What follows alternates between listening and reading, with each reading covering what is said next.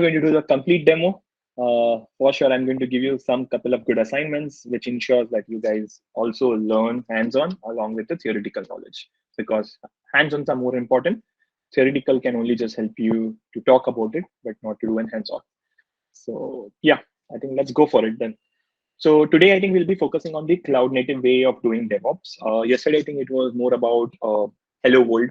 Uh, in short, if I keep all those jazzy name aside, we learn about what exactly is DevOps, what is DevOps all about, how a company should DevOps, and tool technology, all other stuff, right? From DevOps perspective, more of a theoretical approach.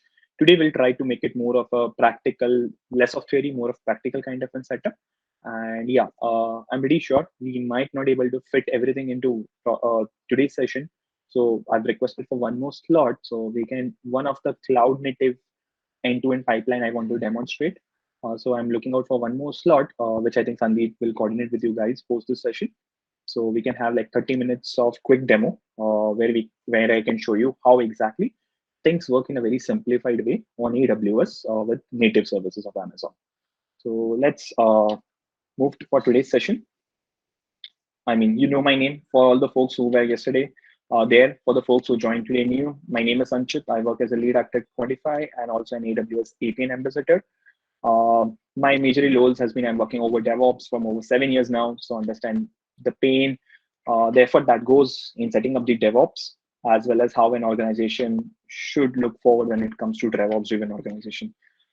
If you have any queries about your career, about how things should work, or what should be specific scenario-wise questions, or any other community help you need, please reach out to me on LinkedIn, Twitter, or GitHub. I'm very active on all of this platform. I'll start from where we left yesterday. So I think we spoke about all the DevOps stuff. We also spoke about the integration tool, right?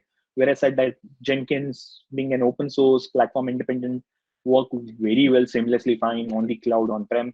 So continuing that discussion today, we'll be going and setting up the Jenkins and connecting with the GitHub. Please ensure first, in case if you have joined the session today, don't worry about it. Don't panic anything. Yesterday was more of a theoretical session. I think the deck would have already shared with you. If not, then please reach out to Sandeep. He already holds a URL for the deck. So you can go refer and learn from it. And when it comes to the demo, please ensure there are a couple of credentials which will be going in and out through this demo. I will take care after the demo is done. I'm going to clean it so you're not able to get around it. But when you guys are working and doing and replicating the same step at your end now or after the demo or after the session, please ensure those credentials which you generate are properly saved somewhere. It should not be publicly available. Otherwise, it's going to be a security breach. So please keep that in mind when you're working in demo or going forward any demo today or tomorrow. So please ensure all the credentials are securely stayed in your laptop, and it should not be shared, not even with your peer faculties. It should be specific to you guys. Now let me move towards Jenkins part of it, right? So first, I think Sandeep already gave a trailer of it, that okay, how we can set up a Jenkins on AWS. I mean, I know he's a very expert, AWS certified and a community builder, so it's easy for him. But I know there are many folks who don't know about it. I mean, don't even have an AWS account, and for the very first time, would be even understanding what exactly is EC2 about. So don't worry about it. Session is for you guys. So we'll start everything from scratch. I'm giving the complete step-by-step approach, how exactly first you even need to launch an EC2 instance.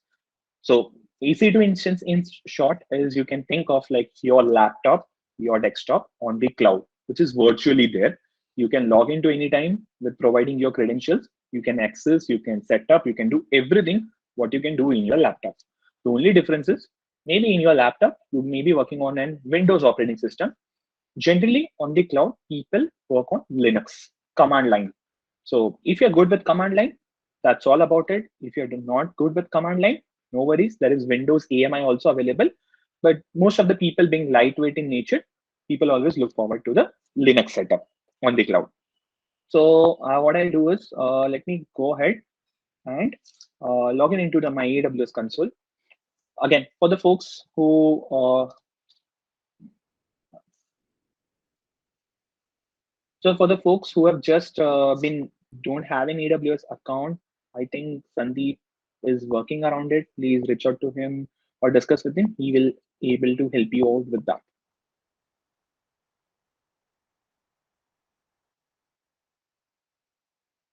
And also, just in case the people who are very excited and want to look forward with AWS, right? Please ensure a couple of things, right? Which is very important to do. Even you see, this is my demo environment. I don't do anything around it. It's no R&D, nothing. This is only the account which I have for the demo purpose. Still, I have the best practices in place with MFA. So even though I want to be pretty sure that many a times I give the credentials or demos during the sessions, I don't want that get licked in any other fashion. See a pop-up. Okay. Okay, where I can get the MFA code. Okay, so yeah, that's a good question. First is this MFA code when,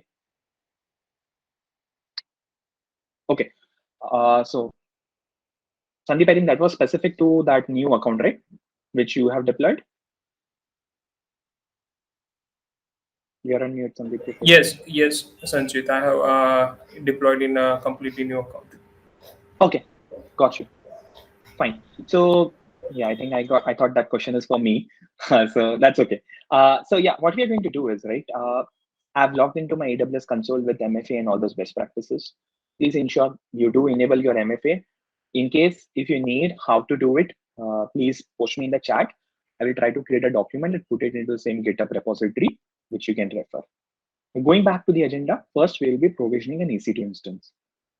As you can see, it's already there in my recent access services, but you can directly search from here and you can get into the EC2 instance. Most of the steps, I would say, I've tried to make the document, the slides very exhaustive in nature. But yes, I don't want to make it very bulky, 200-page slide with screenshot and all. So in case, if you see there is a gap in the instruction given in the slide, please look into the video. The video is going to be very exhaustive and for sure it will help you to follow the same stuff, right? So, okay, I'm doing this demo in North Virginia region, US East. You guys can do in any region. There is no harm. I mean, I don't see any specific region wise we have to worry about it, right?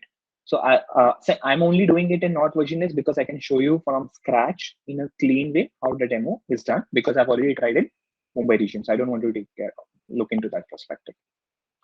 So I'll go into the instance, right? As you can see, there is no instances there.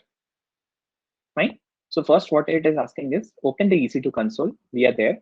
From the navigation bar, choose AMI. Okay. One thing which I would request is this is only talking about launching an EC2 instance.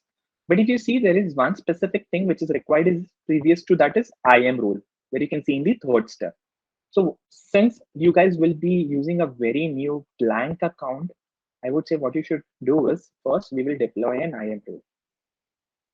I already do have an IAM role at my end, so that's why I don't need to worry about it. But since you guys have a blank IAM role, I would request that we should go to IAM. And again, I want to call it out. I'm not following any best practices for the demo. I mean, very bare minimum security I'm going to provide because I want you guys to learn about it. Do ensure this demo is not meant for the production mindset. This is just for the demonstration purpose or a POC. So I'll click under IAM, I'll go on roles on the left-hand side and click on create role. Here you can see the different options are there, AWS services, another account, web identity, SAML, right? This is a different ways you can give the trusted entity. I'll click on AWS services. In that, we are creating for EC2 instance. So I'll click on EC2, click on next. And as I mentioned, for now, for simplicity, I'm going to give an administrator. Please ensure never ever give an administrator permission to anyone. It's not at all recommended. I don't want any failures for the demo. So we don't try to debug it. That's why I'm just giving around the same stuff. So I've given a name. Please ensure this name has to be meaningful so you can identify around it. And this has to be globally unique. One of the important point of IAM is not regional. since we have not deep dive very detailed into what is region, what exactly it means and all, which may do it in future. For now, just remember, uh, it's like a globe, the entire Earth, right? In entire Earth, if you access from US, if someone is trying to access from US, someone tries to access from India, someone tries to access from Canada, Australia, China. Everyone can access the same IAM role. It is universal for everyone. Again, EC2s are very specifically regional bound. US can only deploy an EC2 instance in US, India, and India. I can go and deploy anything in US, but that will be very specifically deployed within that region. It won't deploy in India. That means is, let's say I request now, let's say I'm doing it in North Virginia region, right? This demo. So anything, any resource which I will launch here will get launched into the US data center. It's not dependent on my location. It depends on where exactly I'm spinning up the resource, which will be, all thing will be US bound. So many a times, in when you're working in and out, right? There are a couple of scenarios that comes up daily, is that governance of secure data, right? You would have heard a lot. People wants to ensure that their data is not living out their country, right? This is very common in the Western countries like UK, US, Canada. They have their very robust info securities, right? Infosec laws and other stuff. If you compromise it, you're done for that thing. So that's how it works is, if you have something very proprietary, very sensitive, you launch within that country, within that region, to ensure that there is no data leakage. So that, I mean, in India, compared to cyber laws are pretty lower end compared to what you have in the Western countries. So it really doesn't matter. But yeah, that is more important, that you understand where exactly. I mean, thumb rule, what we follow is, always follow the region where your customer resides. If let's say my customer resides in US, I will by default assume and go and deploy in US. That is very simple. If my customer resides in Canada or in India, I will select that region. That's a thumb rule what we follow. That saves all of the questions. But do remember, it's very important to take care of all those small stuff. So we have already created this particular CI/CD role around it, CI/CD demo CI/CD role. So we are good. Now you can see on this orange button, right, which is launch instance. I click on that launch instance. You don't have to do anything. In the quick start itself, you will see the first AMI, which is Amazon Linux 2. Select the free eligibility trial. I mean, we just want to do a demonstration, so we'll look into that. Configure. Now, we will leave all these rest, everything aside. The only change we are going to do is in the IAM role. Under the IAM role, you'll see two kinds of roles are there. Select demo CI/CD or whatever the name you have given to your role. It depends. This list may depend based on your account. So I'll select demo CI/CD role, which I've just configure it. The rest I will leave as it is. No change, nothing required. Volume, I will just make the changes to 15 GB. Next.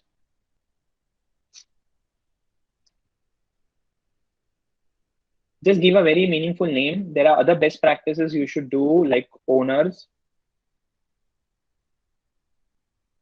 When you're working in a kind of a company, right, where you have like 50, 100 posts, it's very important that you provide couple of tags, like let's say owner is there, project is there, email ID is there. Why it is important is to identify that, okay, if something goes wrong with that instance, or if someone wants to delete that instance, they know who's the right person for that demo, right? So who's the one? Like, for example, now since this is my private account, I mean, very specific to me, I can skip all these tags, right? Because it's me only who's going to launch it. But when you're working in any organization, or let's say when you're working on your university account, it is very important that you tag with this at least 4 basic tags. So if someone is looking around it, he understand, okay, this server is for XYZ purpose.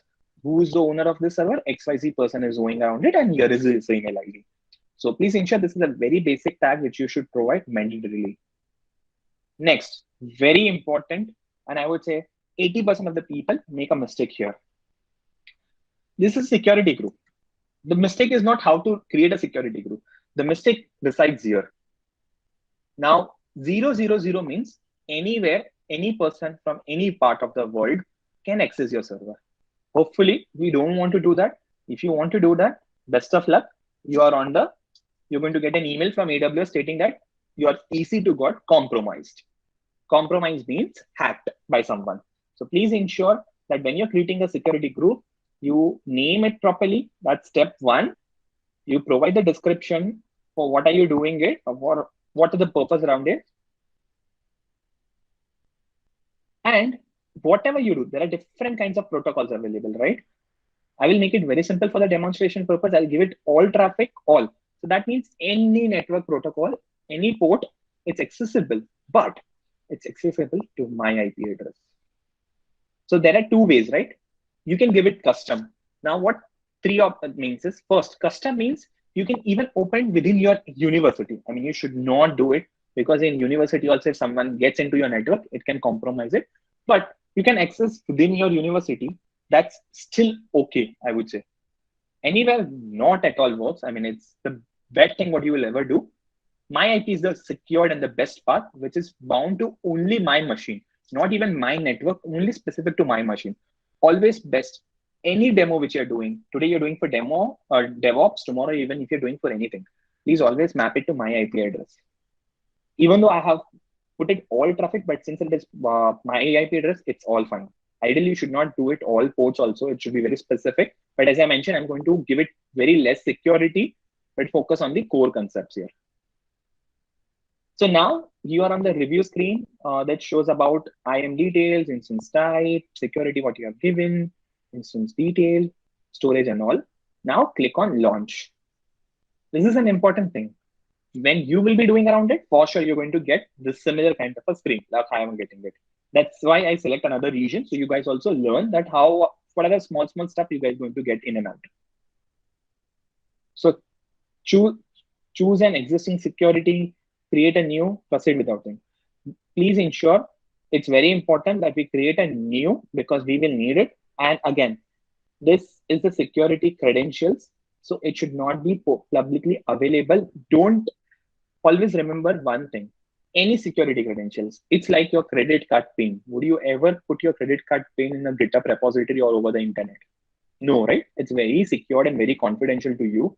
Similarly, right from access key, secret key, right from your username, password, right from any certificate, right from any SSH key, right from any sorts of credential, should not ever go to GitHub repository, not even into the private repositories. Because incidentally, I've seen and I've personally faced a couple of challenges.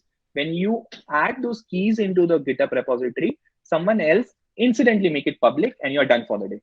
So please ensure GitHubs are only meant to store the static code as we learned yesterday. It is not at all meant to store the credentials. So never ever do an attempt about it. If you're lucky, you will get saved. If you're unlucky like me, you will get screwed. Okay, so I have created a PAM file, which this PAM file, the concept behind this PAM file is it consists of keys. These keys will get exchanged when you try to log in an EC2 instance. So EC2 cannot allow any random guy to log in, right? You have to show your identity. Who are you? Why I should allow you? With help of this PAM file, it will understand you have the permission to access this particular EC2 instance, and that's why it will allow you. So now I've created the EC2 instance, the PAM file, and what I'm going to do next is hit launch instance. This instance will take, I would say, roughly somewhere around 2 to 3 minutes to be in a healthy state. So I'll quickly move to the slides and let's recap what we have done. We have opened EC2 console, navigation bar, we have search and AMI, which we select Amazon Linux. We have given all the details around IAM roles. We have added storage, tags, security group. We have review, select the key pair, and now we are looking into the view instance to check the status. As I mentioned, I've almost tried to cover all these steps, not very exhaustive, but at a high level, you can follow that once you know about how things needs to be done. So next, this will be the provisioning of EC2. Once the provisioning of EC2 is there, then you have to install the Jenkins. Okay, one step you guys have to do between installing, after provisioning the EC2 instance, you have to deploy or set up some SSH client into your machine. Now, intentionally, I have not recommended anything. What you guys can do is, I mean, I'm not sure what kind of OS you guys are using. Majority, I'm assuming it will be Windows. But in case if you're using Windows, you need to have an additional tool installed on your machine, which is called as either Putty or Mobaxterm. So Putty or Mobaxterm will help you around to get what you guys are looking for, right?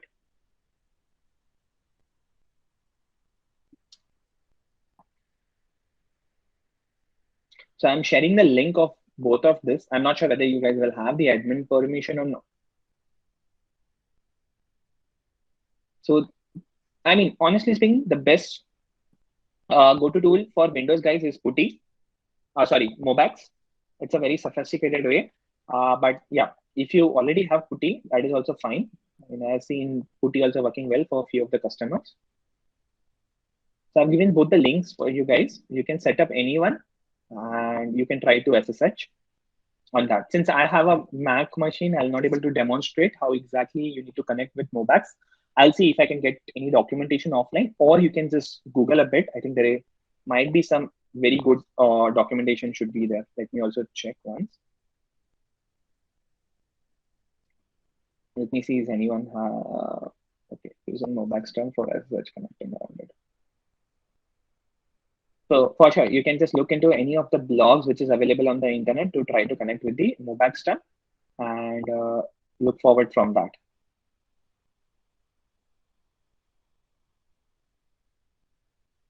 Okay, I think let me just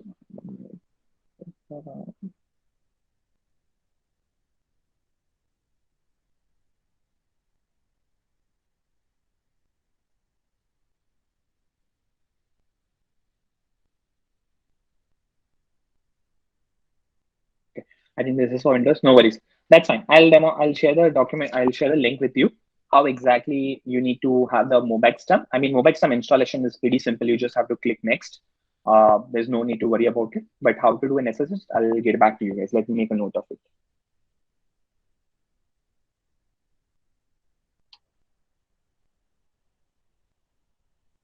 Okay. Now, getting back to you guys, the best part. You have to just simply follow this instruction. You don't have to panic or you don't have to worry about it, right? Step one, we are going to do a couple of things to stuff. What I'm going to do is I'm going to exit the presentation mode so I can copy the command from here, okay? Step one, you have to look into how you're going to install the Jenkins around it. So now if I go back, I assume that the server is running, it's healthy in state. Next step, what I'm going to do is I'm going to go ahead and connect with this instance. So SSH client, in the SSH client, you will see the steps are already given, how you should do and connect, right? First, you have to ensure that you change the permission of it.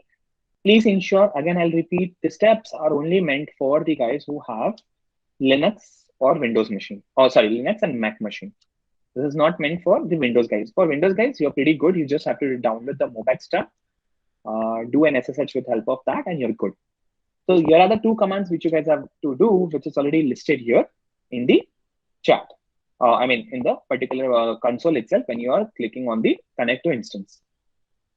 I'll click on Zoom. So here, now this means SSH is like a secure host entry, which now I can get into the server. So I'm into the server, which is 172.30.89.46. If you see, this is the exact one of my EC2 instance, the private IP of my EC2 instance. So I am within this EC2 instance, which I just launched a while ago. Now I'm going to go and run all the commands which is required. So first, let me just, okay. The first thing what you guys have to do is install wget. Nothing to do, it's already there. Second, you have to do an extra. You have to install the Java 11.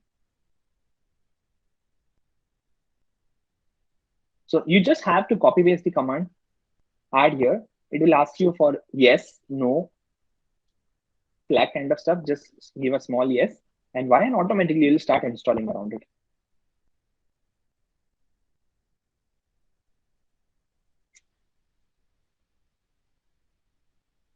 Okay, So it installed JDK 11. Second, I think as Sandeep also mentioned, there are a couple of OS level things that keeps updating around, keeps changing around. This is one of the Amazon Linux extra install that we have to do, which is required for Jenkins. Often you will see such kinds of error. You lack permission to write this. Please ensure that if you're getting such kinds of error, just give us sudo at the beginning of the command.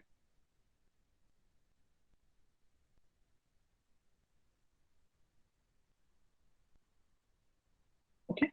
Now, the first step is done around it. We only have to do one more thing is sudo yum install git.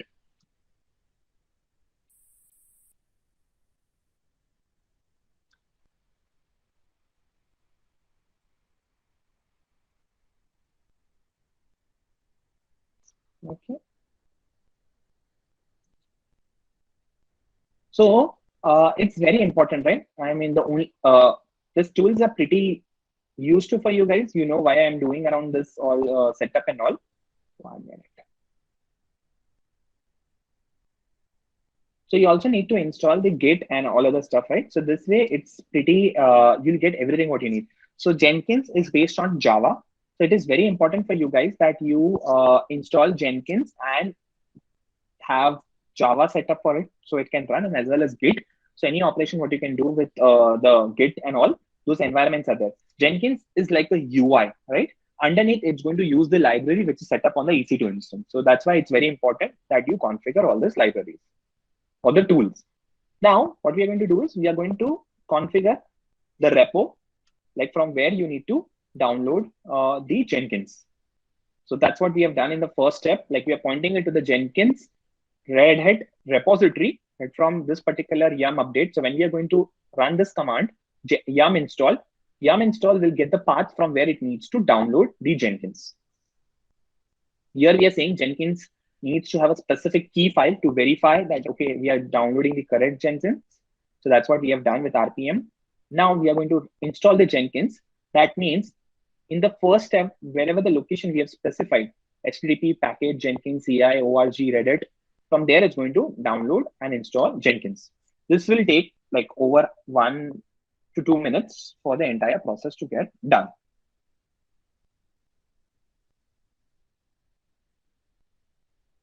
And once it is done, then we are all good. We'll just start our Jenkins service.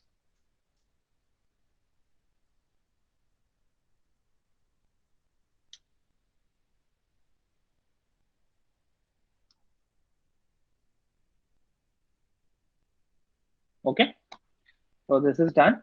Now, next, we will start our Jenkins service.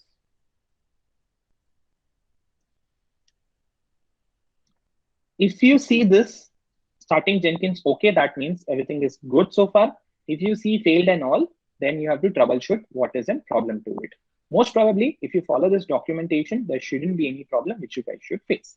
In case if you do it, let me know. We can connect in the next session and we can look forward what exactly is the error. Now, after you pointed here, please ensure first, most of the browsers attach HTTP at the beginning, HTTPS, it's not secured yet. We have to make it HTTP. And second thing is given colon 8080 because it's running on 8080 port by default. Why 8080? Because as I mentioned, Jenkins is a Java program which is hosted on Tomcat. So that's why Tomcat by default port is 8080. Now it's pretty transparent or pretty clear what exactly you need to do. By default, there is a secret code which is already pasted here, which you need to take it. For that, what you have to do is you have to go to the EC2 instance. You have to run this command. Again, I've already given this command how you should do it. This is the command which you have to run. Okay, 1 second. So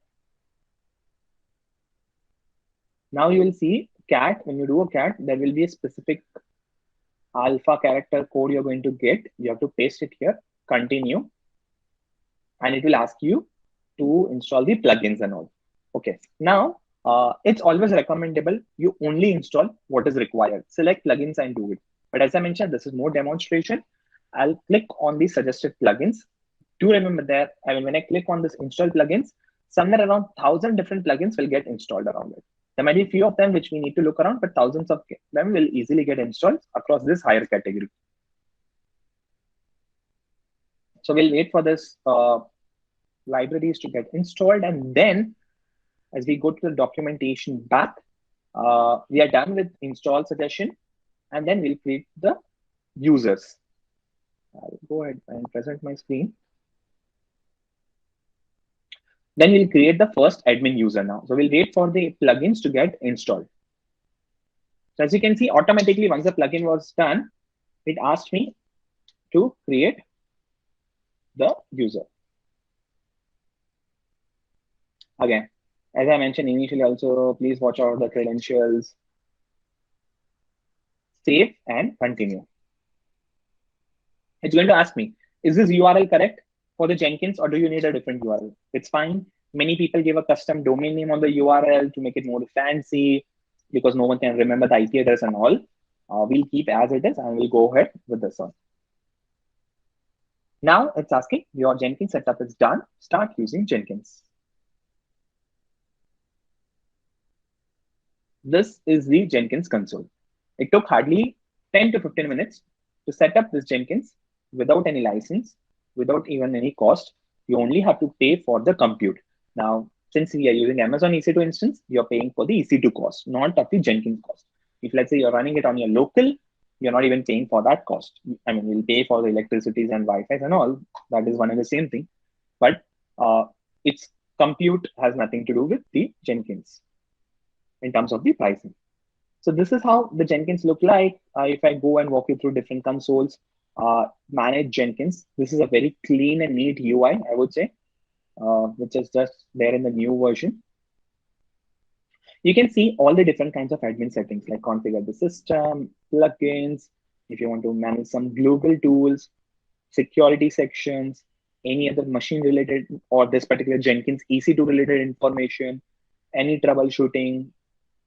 It's a very exhaustive tool, a very neat and clean UI, which you can get.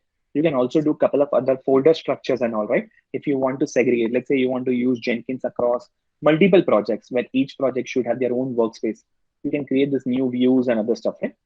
That all seems possible and pretty easy to look forward. Now, what we'll do next is we'll try to create a pipeline. Before that, I'll show you. So first, you name any name, right? Whatever you want to give it, you can name anything. In Jenkins, there are multiple different types of jobs available. Freestyle jobs, pipeline, multi-configuration, folder, multi-branch, organization, what, blah, blah, blah, blah. Most generally speaking, people either uses the first and the second. Freestyle means first and the second. Freestyle means that you can do anything. They will allow you to execute this job just like in shell script job. You provide what you want to do as a GitHub or not and other stuff, and you can directly do anything which you want to do. So things like you want to run something, you want to launch something without cloning Git repository or with cloning Git repository, you can easily do it. Pipeline is more an orchestrated way, right? Like if you want to run a sets of different jobs and deploy that script, right? Then you can do it. So in one of the things which will not touch base, it's a very advanced concept. Most of the people don't take care of, don't have any idea about it. Jenkins support Groovy language. Now, how we have Java, we have Python, we have .NET. Similarly, there is one more language. It's called as Groovy. Groovy language, with help of Groovy language, people who comes from a testing background, they may or may not have, they may have understanding or heard this name pretty well. With help of Groovy language, you can code your entire pipeline. Like how I think yesterday, one of the sir I was asking about the cloud formation, that, okay, hey, can I have cloud formation and other stuff, right? Which is more automation. Similarly, you can also automate the pipeline with the help of Groovy script. And that script you can plug in this pipeline and you can build the entire thing. The best part is if someone incidentally deletes the pipeline or someone shut down the Jenkins job, you won't, entire Jenkins server, you won't lose anything because the entire pipeline structure, all the configuration is already stored in your GitHub repository. So that's an advantage around it. So generally, people don't think from that perspective. They don't want to be very automated. So they don't think. It's completely depends from organization to organization. So now we will click on the freestyle job, okay, and click OK. I'm waiting for it. You will see there will be some small lags here and there when it comes to the Jenkins. It's not because of Jenkins, it's because of the EC2 instance what we have had. We have tried to keep it very below, I would say, very basic in general EC2 instance, because we want to more focus on the Jenkins part. So that's why you'll see it might have some bit of small lag and other things. So here is the Jenkins. There are different sections in Jenkins you can see in general, source code management, build triggers, build environments, build and post action. Let me touch base on each of this. General is like the normal stuff, hello world kind of thing, right? Normal basic thing. Source code, which you can provide any sorts of Git. You can provide Bitbucket, you can provide code commit, you can provide GitHub, you can provide GitLab, any sorts of code repository. Build triggers are like, say, I think yesterday Sandeep asked one question, how I can trigger a pipeline, right? Trigger means if, let's say, you are working in a development environment, you made some changes, how Jenkins pipeline can automatically invoke, right? You don't have to manually go and do it. How Jenkins can do automatically. So those are the functionalities here. These are all the environment related functionalities, build environment. Let's say if you want to set some flags or some secrets or clean up the workspace before you want to start, those kinds of settings. This is the build stage, right? As I talked about yesterday, right? You code, you build, and you test. Build was exactly the phase where you compile your code. So build is the process here. We are going to compile the code, and we talk about a couple of utilities like Maven and Gradle. So those kinds of things here you can see as an option of building around, right? You can have multiple options to take care from here. You can also execute a plain shell script in a shell bash commands here directly without worrying a lot. That's also seems possible. And at the last, you have a post notification. So I spoke about when you talk about post build, once a build is successful, what are the things you can do? There are multiple things. You can send notification, you can trigger another job, you can publish the reports, right? All those things what we learned yesterday, everything you will see, all those is an option. There will be many more, but the basic stuff what we discussed yesterday, the main core critical thing which any person need in and out, you will see all those options available what we discussed yesterday. Now, what I'm going to do is I'll see here. So here is a GitHub repository. We'll give a GitHub repository here, and in the GitHub repository, let me check 1 second. So in GitHub, let me. So yeah, I'm into this particular repository, right? What I'm going to do is, this is my URL. You can take the repository URL. You can go back to Jenkins, and you can give the repository URL here. Okay. The next thing what I'm saying is none. This is a very important thing. You need to provide the credentials. Now, if you try to hit this repository, which I have created for this particular session, this will work. Why? Because this is a public repository. Always do remember, never ever publish your code or make your GitHub repository public. Public again is the same. Anyone throughout the world can access it. For me, it doesn't matter because this is like nothing proprietary, nothing sensitive. So it's all okay. But if you're storing your credentials, I mean any sensitive information like any scripts, any project related things, you should ensure that your repository is private. This is the best practice what you should follow, not public. And again, from here, you can give your Jenkins URL. I mean, you can click on Jenkins, and here you can give the different kinds of username and password. For your this username and password is for Jenkins to interact with your GitHub repository. So whenever the pipeline get triggered, Jenkins is going to download the code from GitHub to execute it.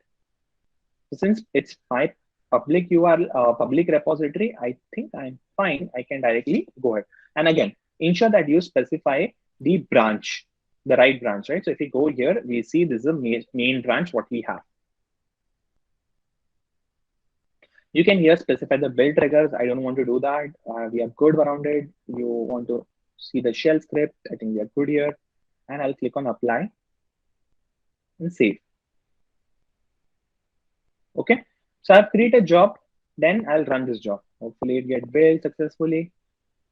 As you can see, it's running here, right? It has a very good clean UI, right? You will see it ran successfully. Now, as I mentioned, I didn't give any credentials and other stuff, but still it worked because it was a public one. So that's why it is working fine.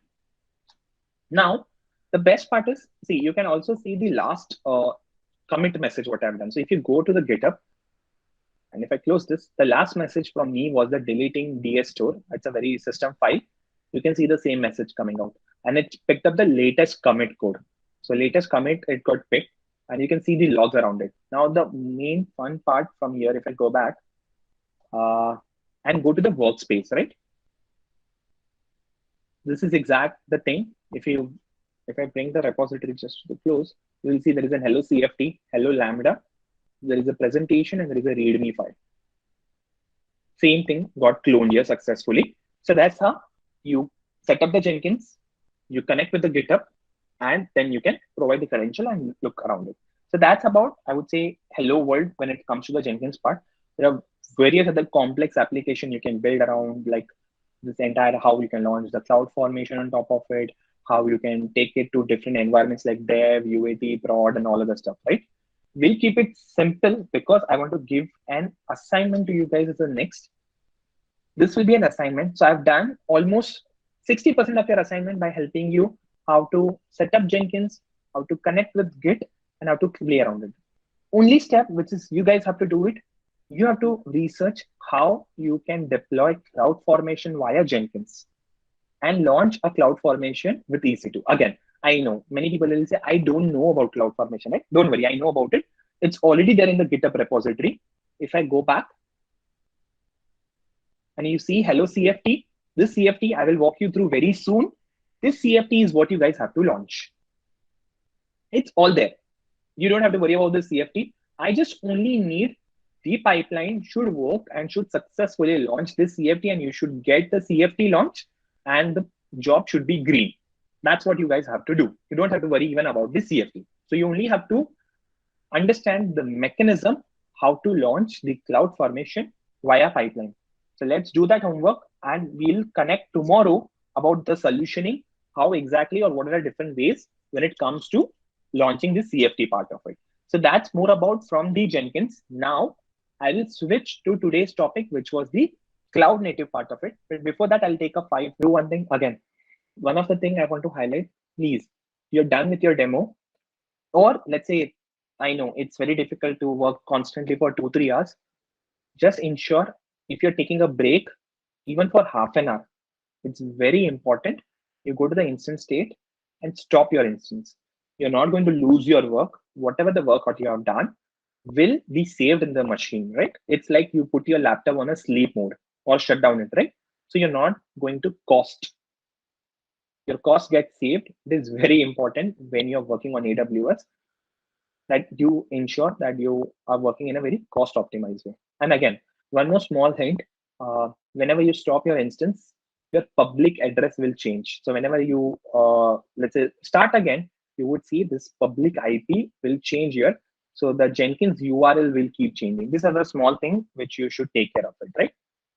And again, you don't have to remember the public IP address. If you select, if you just select this machine, you will get in the public IPv4 or public, I mean, in the DNS or under address section. There's a small tip when it comes to the cost saving part of it.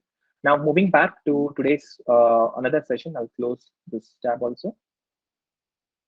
So this is an assignment which you will discuss in tomorrow's first session about this stuff. Moving towards the next very important thing. Now let's jump back to the AWS part of it, which is how to do the cloud native.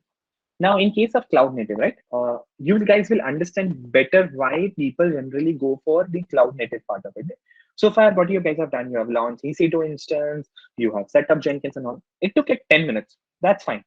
Think of it, you are using this Jenkins instance for thousands of developers who will be working on this.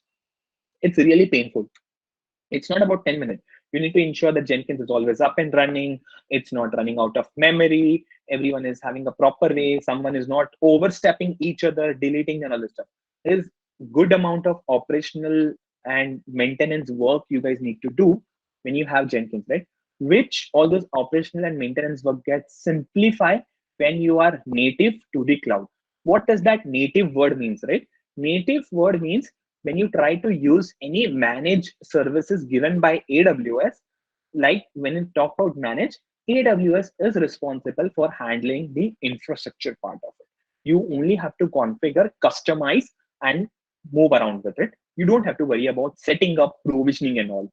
There exactly you will see my first row itself, continuous integration and continuous delivery section, code commit, code build, code deploy, code pipeline. If you package all this four together, this is exactly what Jenkins is doing, or what we have learned from this demo. This is exactly what Jenkins does. Here also, it's the same thing. Code commit, as I mentioned yesterday, and again, we'll go through it. It's more like a code repository. Code build is what we just built, right? I mean, we did a simple exercise is download the GitHub repository, and then you can run anything on it. That's code build.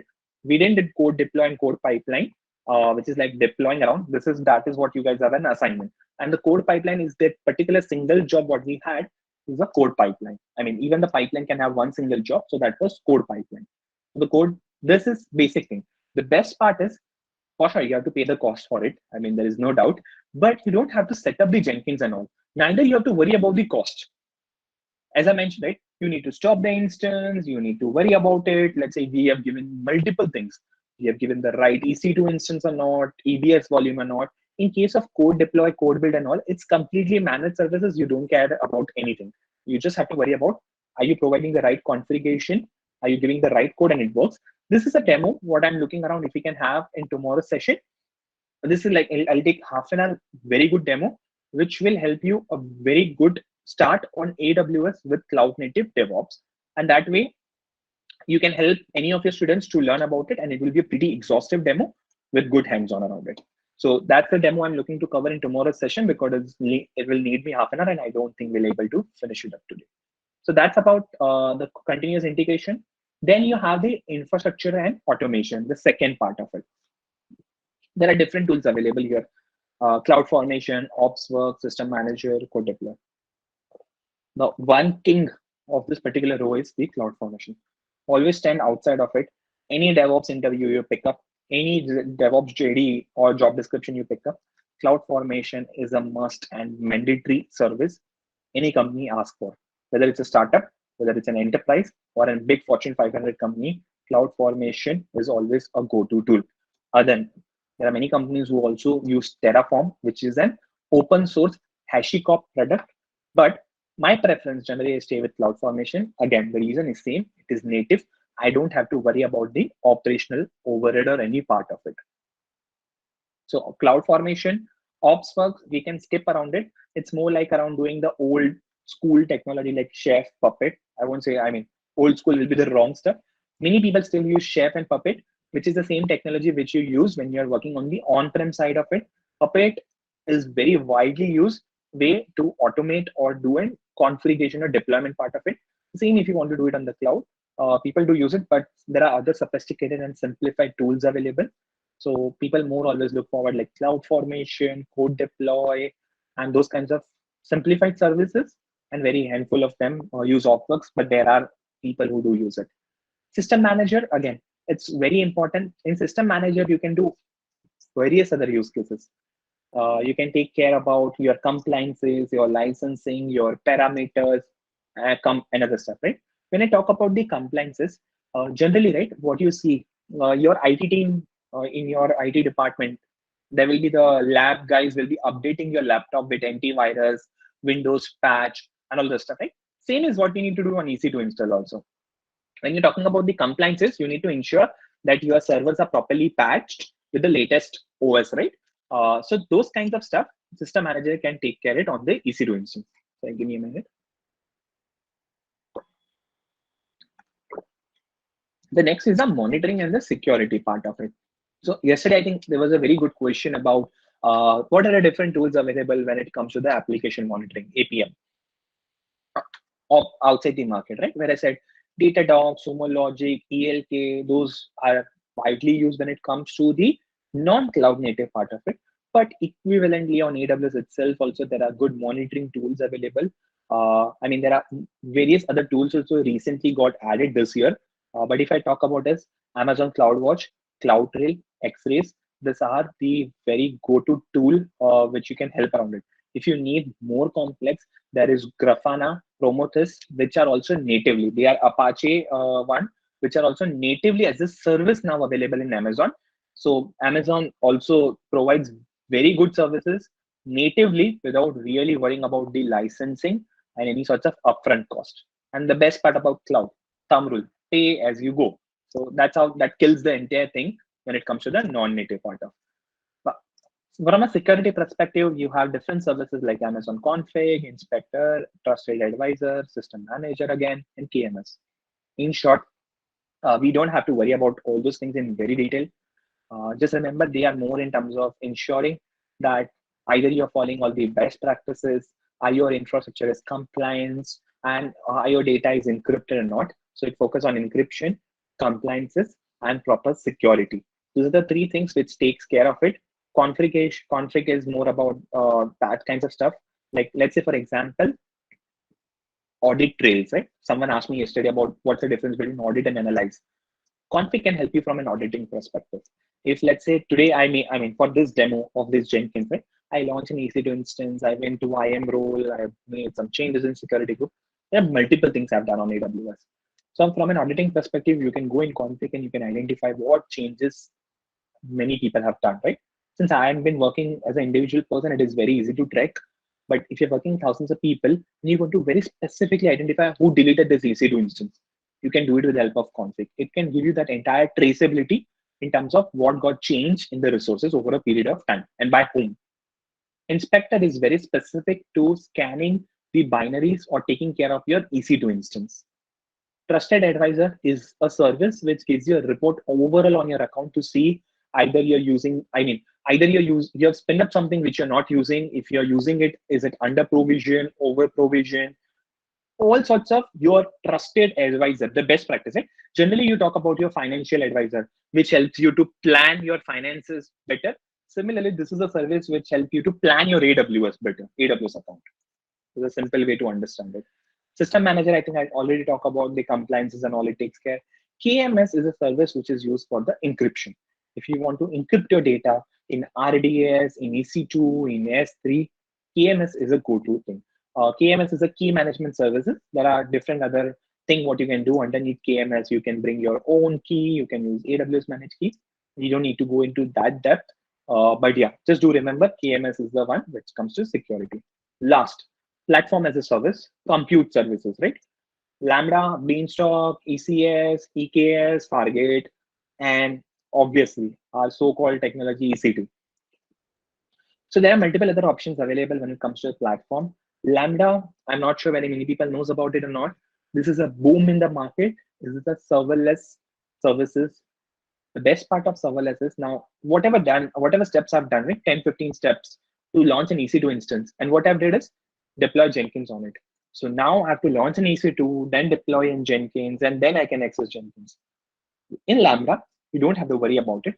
You just only deploy your code, and Lambda will provision the EC2 in the backend and will take care of it. Again, I will rephrase my statement a bit better. Hello, can you guys hear me? Yes. Okay.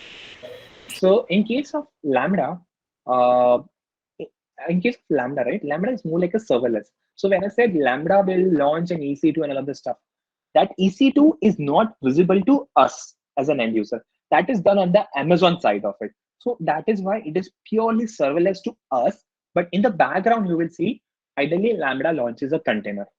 So I have seen many times in the logs, if you thoroughly analyze your logs and you understand, you will see Lambda launch a container behind the scene on Amazon side on behalf of you to run the code or run the program which you have uploaded. There are the best practices which you should take care what and why and how that we'll talk about in the upcoming slides. Beanstalk is more like a managed web server kind of an environment. I spoke about the Tomcat and IIS and those kinds of different web servers you would have gone through so far. If you need to not worry about those stuff, you just want that, okay, I will write my Java code, let's say Spring Boot application or JSP or serverlets. I don't care how it gets executed. I just want to be a more software engineer kind of a guy. Then Beanstalk is a go-to tool for it. ECS, EKS, and Fargate. These are more of the container services. If you want to use vanilla Docker, ECS is meant for it. If you want to use Kubernetes, again, name is very clear. The second one, Fargate. Fargate is a serverless version which can run vanilla Docker as well as EKS. So it's similar, an extension to Lambda for the container technologies. So it's, I would say in Amazon, the best part about Amazon is there are many offers available, right? It's like an entire online shopping. Many options available. There are different costs to it, different features and functionality to it. It's on you. Based on your use case, you have to rightly select where and how and what you want to need it, right? It's like similarly shopping some laptops or mobiles online. There are different brands available doing the same functionalities.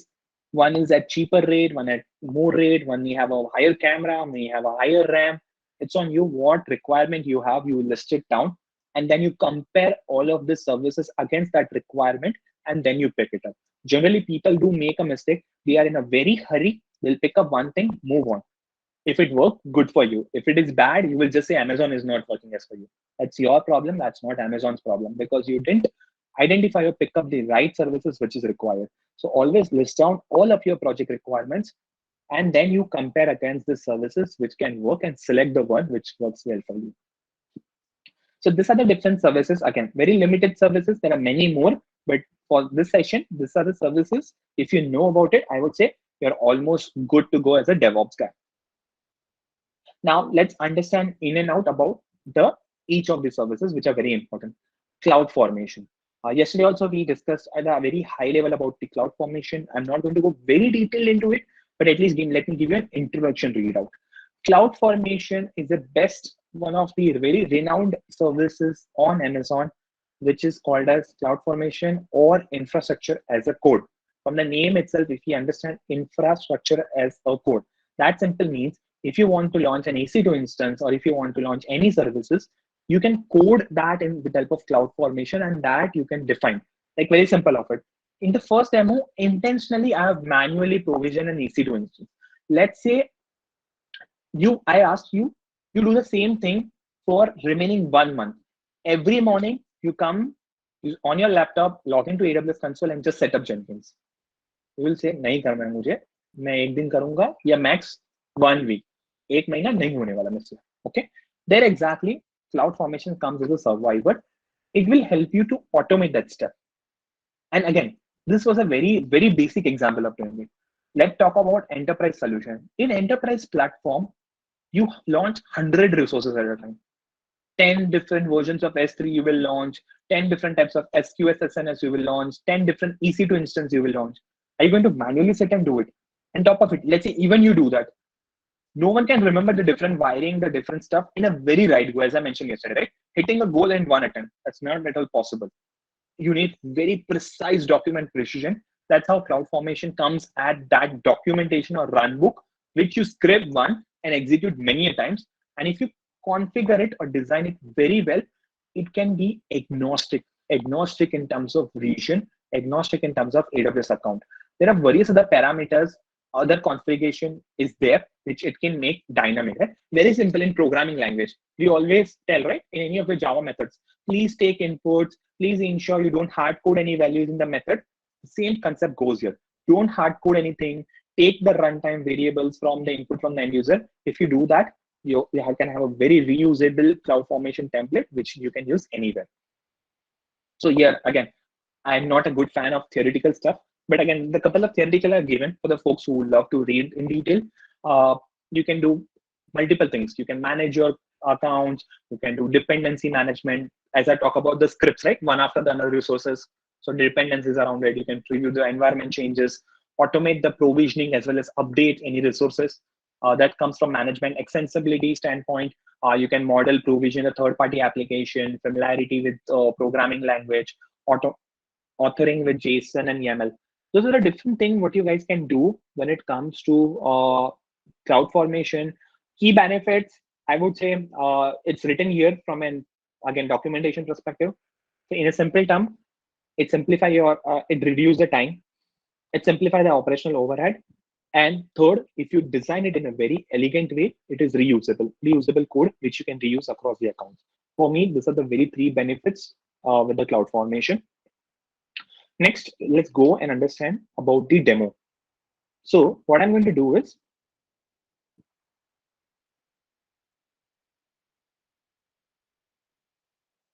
Got it. Okay, cool. So what we are going to do is, again, as I mentioned, this is the same cloud formation template you guys have to launch via Jenkins, which I'm doing it manually, right?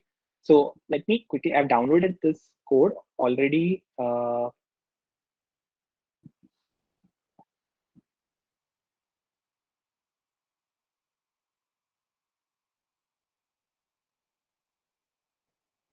this is a very good cloud formation. Even though if you want to learn cloud formation, you can refer this as a starting guide.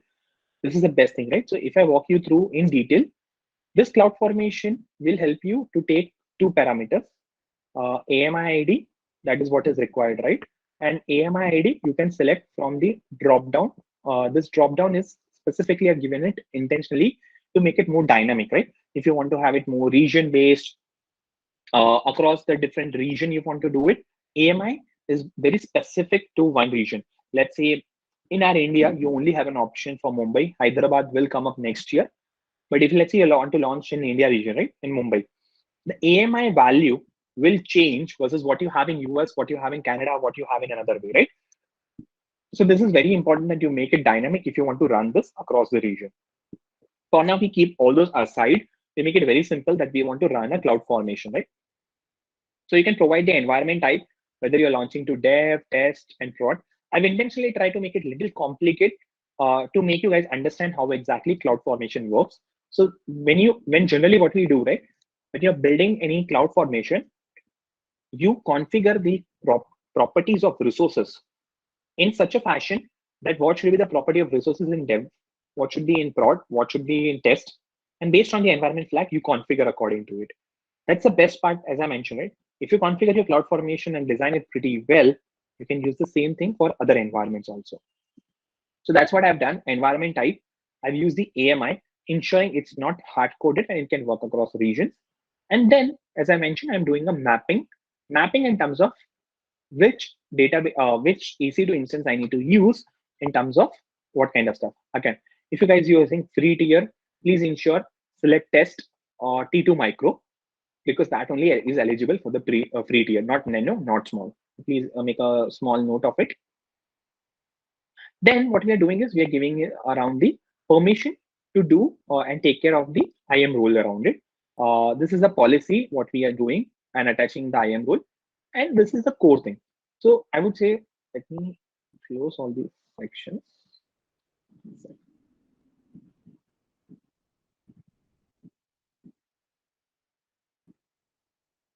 Okay, if you guys are amazed, this is Sublime. So you can download the Sublime editor if you guys don't have it.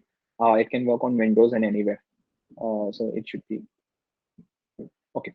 Now, if you can see here, right, this steps includes all the things what we have done manually on AWS console. Like for example, we provided, if I go back to the slide, right, see just quickly.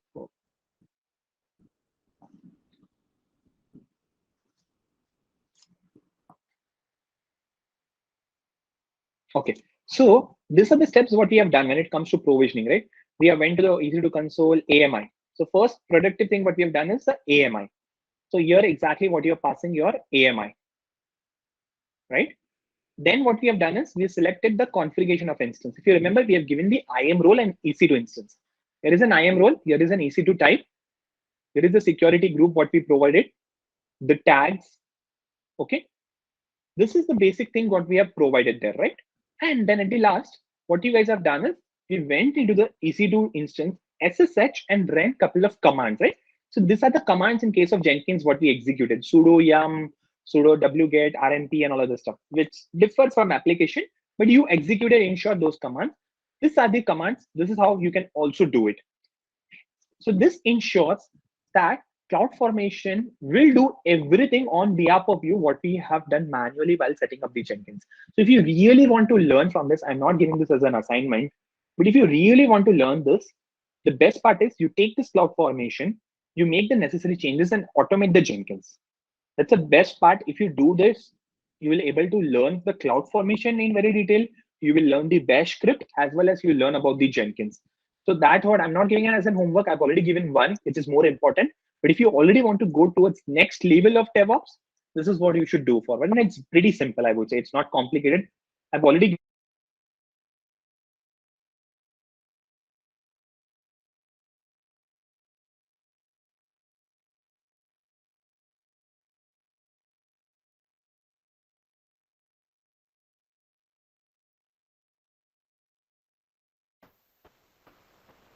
You are not audible, Sanjit.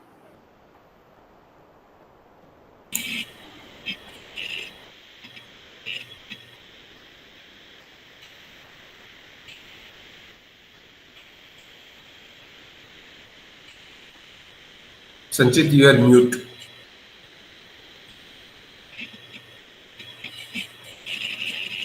Whatever we were doing, right, in terms of the EC2 instance, like all the commands and all of the stuff, you can do the same thing here in the shell script. So if you really want to learn in detail, you can take care of this stuff. You can automate and you can add, and you don't have to worry about it because the commands what we executed, those remains the same. So you see the install httpd, what we have done, updates and all. So you just have to replace this particular line. And ideally, I would say they are just here. You're only talking about the PHP code, so you can ignore it. You just only need to have like such commands. You need to just paste the commands here one after the another, test it a couple of times, and you're all good. That's what will take care how to set up the Jenkins part of it. So this is around the user data, which you want to do within the EC2 instance. This is a security group. As I mentioned, again, I've also given CIDR as 000. Please watch out. Don't give the CIDR 000. So you have, if you're automating Jenkins, ensure you give 8080, 8080, both from and to, and at the required IP address, enable that. And at the last, we are attaching an elastic IP. That's exactly important thing that has come up now. We are attaching an elastic IP, right? You remember when we were going to the EC2 instance, I mentioned when you stop the EC2 instance, your public IP will get changed on next time when you restart. Let's say you want to avoid doing that. Please, this is for your knowledge purpose. You don't require to do for demo because it will cost additional stuff. But if you want to do it in a practical, that okay, I don't want my IP address to get changed every time, right? Multiple reasons. You have whitelisted your IP addresses, or you have asked your IT team to get it added into firewall and all. You can add something called as elastic IP. Elastic IP is a static IP which is assigned to EC2 instance. Unless and until you don't destroy or terminate your EC2 instance, that IP remains with you, even though if you have that EC2 instance in a stop mode. Why I'm saying it is going to charge you is it always charge when you have your EC2 in a stop mode and elastic IP assigned to it, because AWS wants to ensure that people don't, or they don't run out of this elastic IP addresses. So they just ensure that people use it in an optimal way and just simply don't attach to any stop instance. That's why they can provide it to the all the users. That's why they charge when you have an elastic IP attached to any EC2 instance which is in a stop mode. You don't require it for a demo purpose. I'm just giving you from a knowledge perspective. Then you have the output around it, the public DNS, the elastic IP, and the URL around it. So this was the quick CloudFormation. Now what we are going to do is we'll go ahead and launch this CloudFormation. So I'm back on my wonderful AWS console. I'll go to the CloudFormation.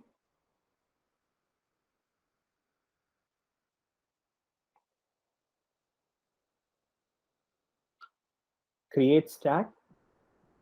Here again, you'll see a different option. Template is ready, user sample template, designer.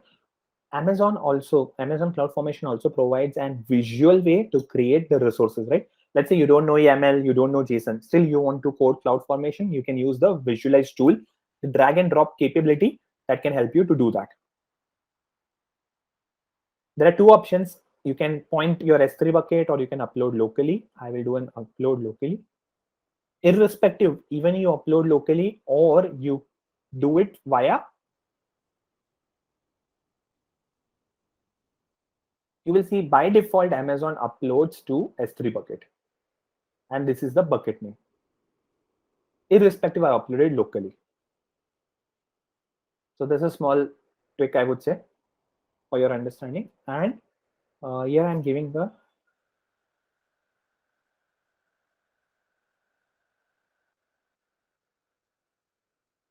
hello world stack. Test is by default parameter which I have given to be eligible for free tier. Next. I acknowledge that CloudFormation may create external IAM resources and I'm fine with it.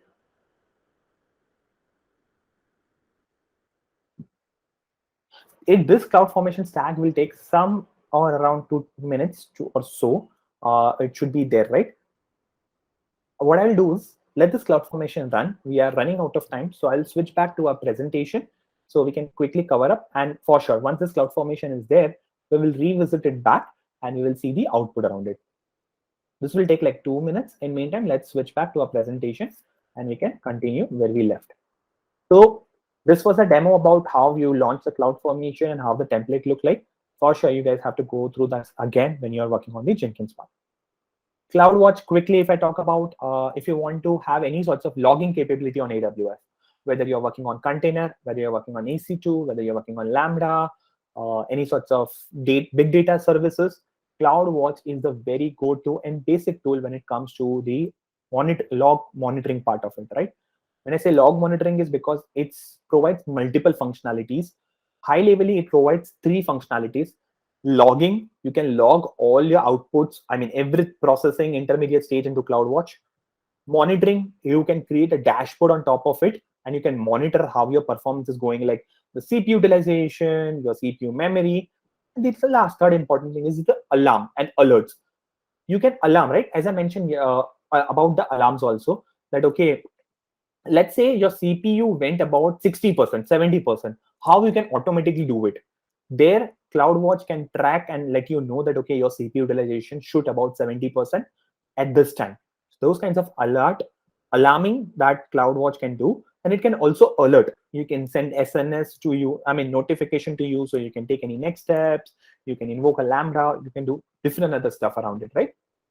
So it is used for 3 purposes: logging, monitoring, alert, and alarming. These are the 3 steps around it. It's a cloud native services. You don't have to do anything. Very simple. What you have to do is provide the right IAM permissions so your service can hit the CloudWatch, which we'll also see in the Lambda example, which Lambda works very well with CloudWatch, but you only have to provide the IAM roles. That's all about it. And if you need to have some custom, very drill down view, then you have to install the CloudWatch agent for the custom log monitoring. That's it. That's as simple as doing about the CloudWatch. The next is the CloudTrail. When it comes to the CloudTrail part of it, Amazon resources. Sorry, just give me a minute. I think there's someone at my door. Just sorry for that. Just give me 1 second. To the CloudTrail. CloudTrail is more from a logging purpose. It's. I would say, think of this perspective. CloudWatch and CloudTrail works hand in hand, but both has a very different view and different landscape. CloudWatch is more for a broader terms in terms of, as I mentioned, logging, monitoring, alerting, and all, right? Which is more anything what you can do. But CloudTrail is very specific, tracking user activities and API usage. When I say user, is not just the human users, even the EC2. Let's say you fire a S3 list API. That list API will not get captured in CloudWatch. That will capture in CloudTrail. So any SDK API related usage activity will get tracked into the CloudTrail. Any logging level, like the logs, application logs, service level logs, that get tracked into the CloudWatch. So do remember, this is a very small difference, but a very important one. Configuration as a AWS config, as I mentioned in the previous slide also, if you want to audit, evaluate, integrate. In simple terms, if you want to identify over a period of time how your service got changed, who changed it, what are the changes, config is a go-to tool, right? When you're working in a 1,000-user company, all working on same AWS console, it is very difficult to track who made the changes and what it may change. Specifically, that versioning, right? I mean, in GitHub, which we talked about yesterday, it performs code versioning. Config is for the infra versioning, if I simply put it out in a one-liner. If you want to version your infrastructure and want to analyze what got changed over a period, config is a go-to tool in terms of that. Elastic Beanstalk, I think I've covered pretty well about it. Beanstalk is more like a package web server, right? Web server, it provides different kinds of services, different kinds of web services, like it supports Tomcat, Nginx, blah, blah, blah. There are different other servers provided by Beanstalk, which are optimized, secured. You don't have to worry about it. You have to only upload your code into the Beanstalk. And when it comes to provisioning and all, Beanstalk takes care of it in deploying into the web services and other stuff. This is very good for the folks who are just almost starting to walk on AWS ecosystem. For them, it's very good. If you are a very mature state and you want to do more of productive and complex application, then you should look out for things like container, ECS, and those kinds of stuff. Beanstalk is good, but at the early stage, not at the complex where you're already there, right? Because in terms of the customization part of it, nothing in terms of bad for the service, in terms of more of a customization. Beanstalk don't gives you more of customization, which you can easily do in terms of the containers and other EC2 services. Lambda. Lambda, again, it's very important as I talk about. This is a very renowned services. If you just Google Amazon, every next occurrence you will see talking about serverless, Lambda, Glue, anything which is talking about this serverless. Lambda, you can think of a function. In Java, you have a method, right? You only execute, if you want to execute that one method, Lambda is good for it. So Lambda is very good for a very short living. If you want to only execute for 5 minutes, 10 minutes kind of a workload in any programming language, Lambda is go-to tool for that. You neither have to worry about the scaling part of it, neither have to worry about the patch, neither you have to worry about any operational stuff. You only have to worry about the code, how it want to execute, and purely on your business application. And you only pay what you're using. So that's the beauty about Lambda, I would say. Now, deploying a demo about the Lambda function around it, right? 1 second, let me see around the time. Should we have this more of a demo? Yeah. So I think we are pretty good. We should be able to wrap up in 5 minutes. So yeah, what you guys can do is around we have, okay. So for Lambda, I've again created a CloudFormation stack, which you can select from the same repository I've given there.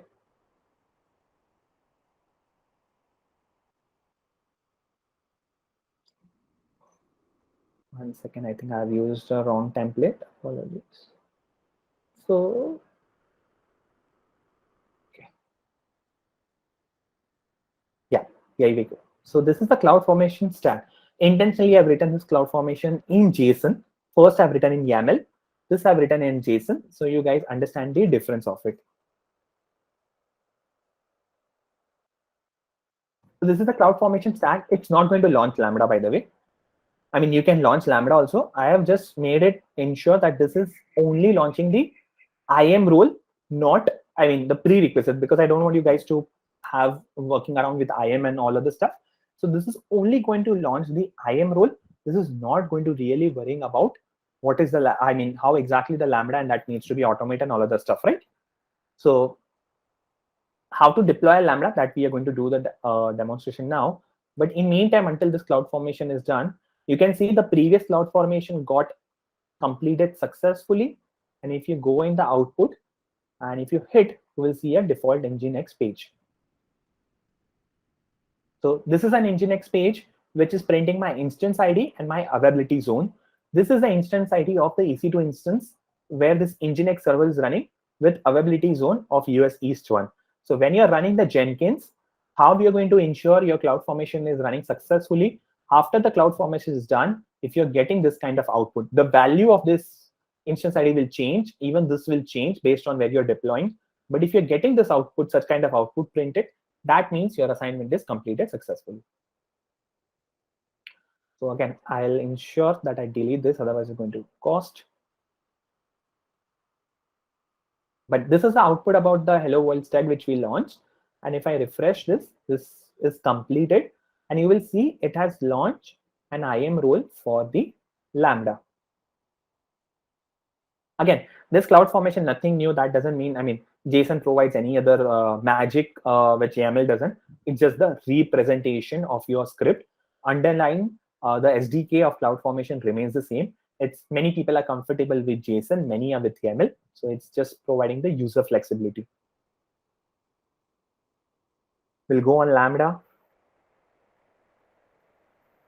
So again, you can search here, you can do around it.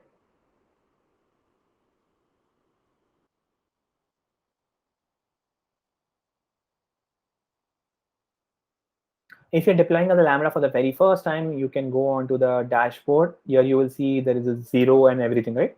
All the states are being 0. Then click on create function. Again, like CloudFormation, there are different other ways you can take care of it. We'll author from scratch. Okay, so serverless demo, as I mentioned, you can have different runtime APIs, different programming language support. We will select 3.9. The important part, we have created an IAM role for it via CloudFormation. Please use that one. Advanced, you can have other networking level settings for Lambda. We don't need it. So we are fine around with that. Click on create functions.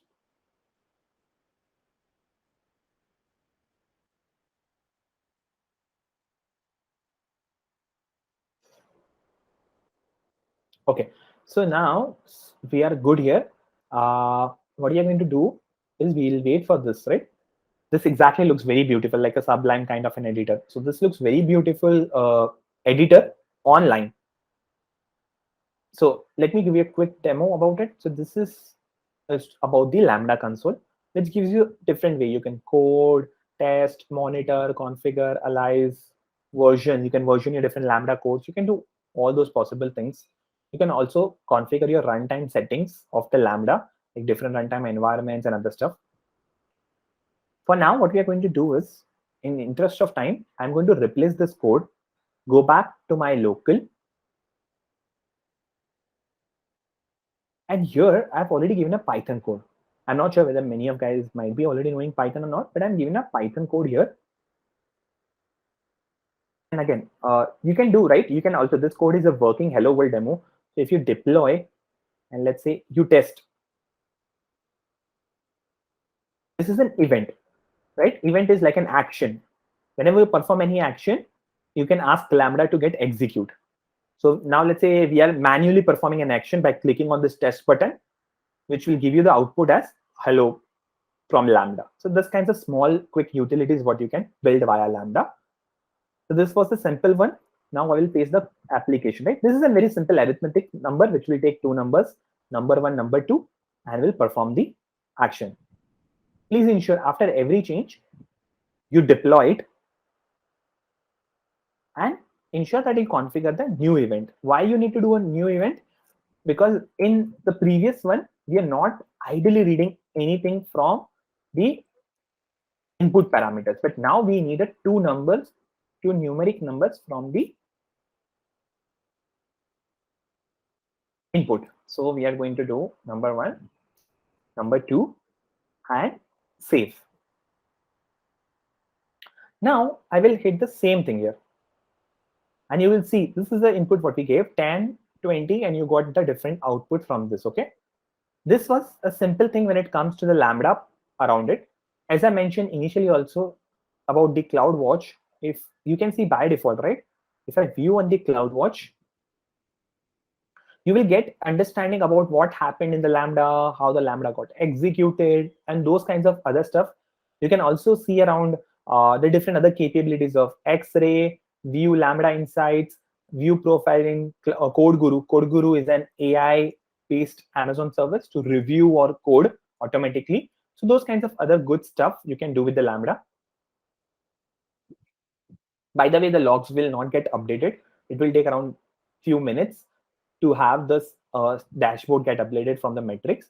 But if you go on to the CloudWatch logs, you would already see there would be some invocation logs which would be captured by CloudWatch, the 2 execution what we have done. So these are the 2 executions what we have done.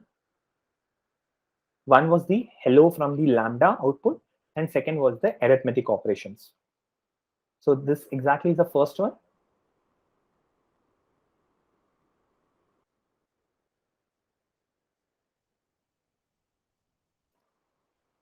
So it will take some time for the second one to be in place because there is some lag, roughly around like a 2 to 3 minutes of lag that comes up, right?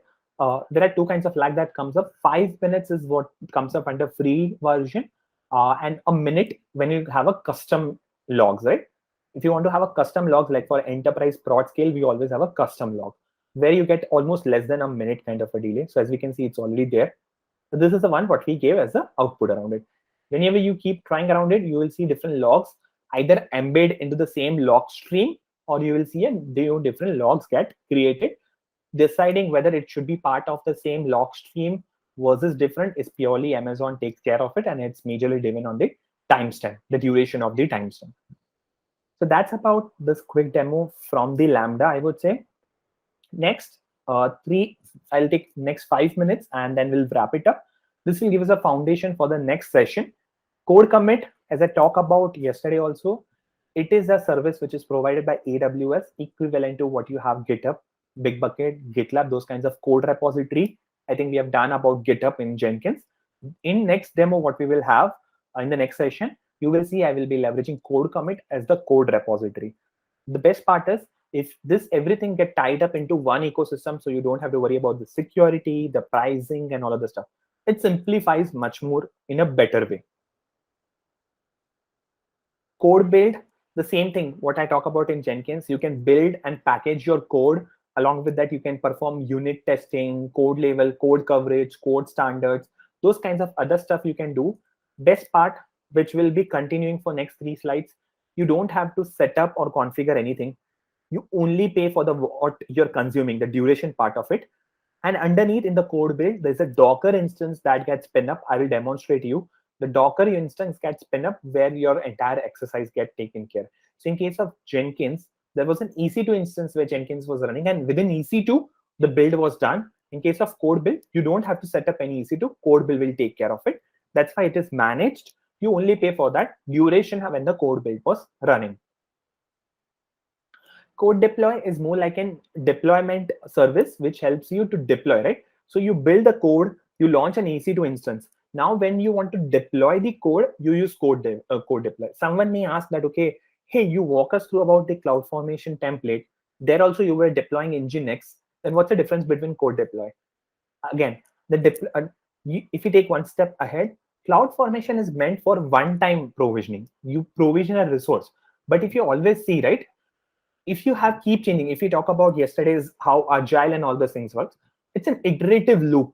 You keep working on that loop again and again. So there will be for sure new prototypes, new changes that will come up. Now, every time you cannot, if you have some permission, then you can go ahead and delete and relaunch every time. It's going to take you the time, the setup and everything from scratch. But if you only want, you're pretty sure that out of my 100% infrastructure, like almost 100 services, there are only 2 services that needs to be changed. So is it viable that you launch all the 100 services against, or is it only viable that you make the changes on those 2 EC2 instances only with code deploy? But obviously the second one, there exactly code deploy helps. It will only able to make the changes either in ECS container, Lambda, S3 or EC2 instance, only specifically code level changes. You don't have to worry about the infrastructure part of it. And again, you can do different deployment strategies. We need not to go deep dive, but canary deployment, blue-green, one at a time. Those are the different way to ensure that when you're deploying your code in any of the platform, you ensure that it just don't fail. If your new deployment due to some reason is not working, it don't fail the existing version which is already running. So those are the best practices code deploy also provide. Again, completely managed. You have to just install one agent for code deploy in ECS or EC2. That's it. Rest everything will be taken care. Code pipeline, from the diagram itself, you can easily interpret more like a structured way, an orchestrated pipeline where you can club your code build, code commit, and code deploy in a sequential fashion, and there's like a CI/CD pipeline around it. So that's about the code pipeline. Again, this is a managed service. The best part is you also get the functionality to launch Jenkins as a part of code pipeline. If you want to do some complex stuff, you can also plug in Jenkins here.